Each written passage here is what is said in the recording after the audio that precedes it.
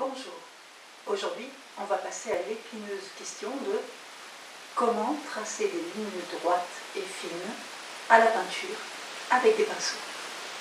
Nous travaillerons aujourd'hui sur cette toile dont une zone nécessite encore quelques lignes de finition. Ainsi je pourrai vous démontrer l'application.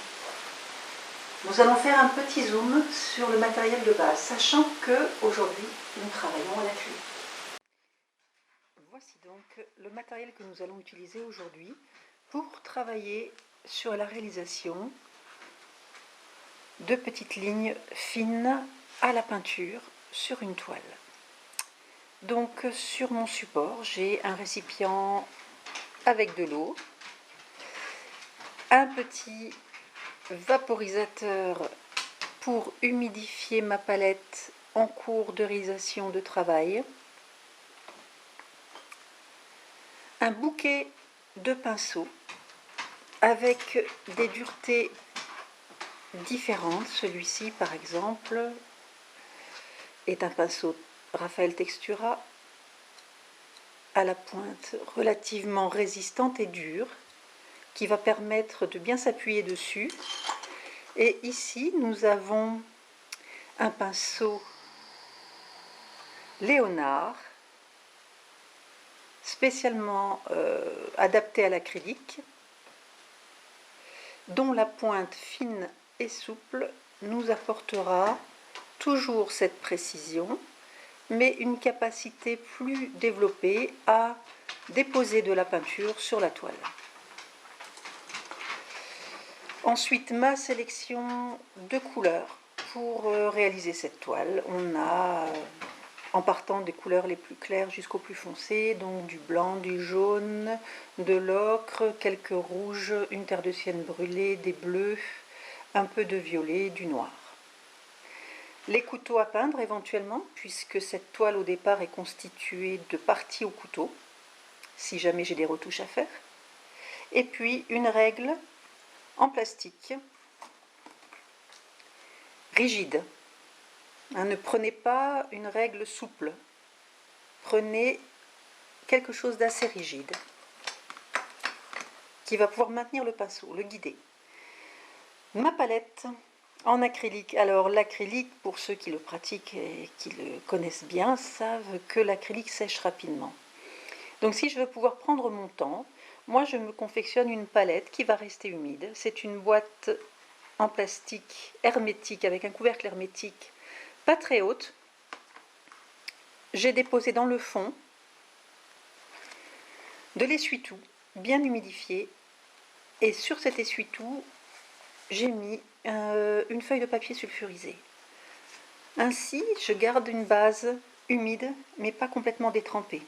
Et puis sur cette feuille je vais pouvoir déposer ma peinture sans qu'elle se dilue dans l'essuie-tout. Voilà, on est paré, on va pouvoir passer à la démonstration.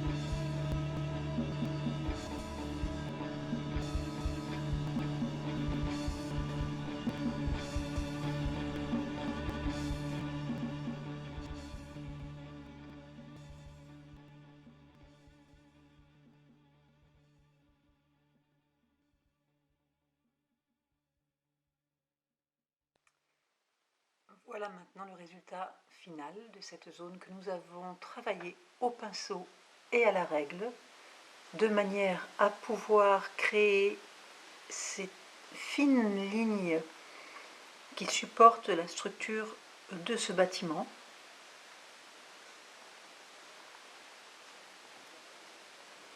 Vous avez pu remarquer que pendant que je travaillais, je n'ai pas posé la règle à plat sur la toile. C'est un peu le défaut que font certaines personnes, c'est de poser la règle à plat. Et malheureusement, lorsqu'ils passent leur pinceau le long, la peinture va se glisser sous la règle et faire des belles taches en dessous. C'est pourquoi il faut la poser sur la toile, puis écarter de la toile la partie qui vous servira à faire glisser le pinceau pour obtenir des zones droites, fluides, continues, sans faire de taches en dessous. L'avantage aussi, c'est que vous conservez votre règle en bon état. Voilà, et j'espère que cette petite vidéo vous aidera lorsque vous serez amené à tracer des lignes droites sur une toile. Bonne peinture. Au revoir.